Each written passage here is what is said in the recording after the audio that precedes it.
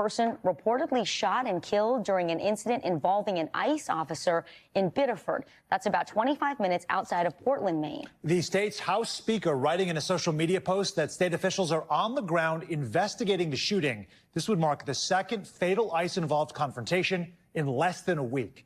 NBC News senior Homeland Security correspondent Julia Ainsley following this one for us. And Julia, details seem to be just coming to light right now. What more do we know about the shooting and specifically who's going to be investigating it? Well, there's still so much we don't know, Sam, but I'll tell you what we know at this hour. We know that local police will not be involved in investigating this shooting. They put out a statement just within the last hour saying that there was an ICE-involved shooting here in Biddeford, Maine, but that the Biddeford local police will not be investigating.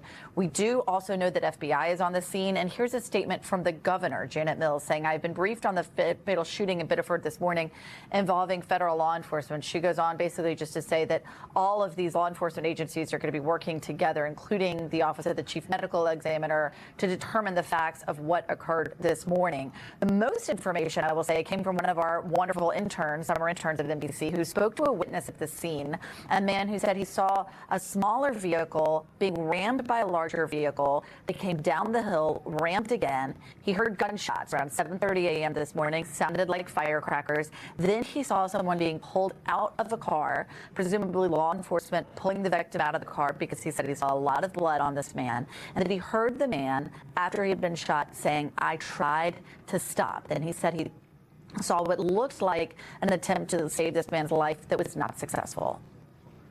Julia, have we heard from DHS? This is the second alleged ICE-involved shooting in less than a week, the other one being in Houston, where they did say that they had the wrong person. That's right. That was just last Tuesday, where they where they arrested and fatally shot someone who was not the target that they were looking for. In this case, Vicki, we haven't heard anything yet from DHS, and this was 7:30 this morning, so we're going on almost 5 hours now with nothing from DHS or ICE. That's very unusual.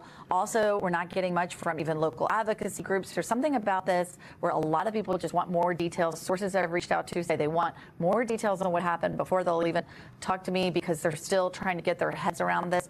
Remember, there's a big lesson learned from DHS and from ICE because of Minneapolis, and when the statements came out too early about the fatal shootings of 2 U.S. citizens in Minneapolis in January that turned out not to be entirely accurate, specifically with Alex Preti.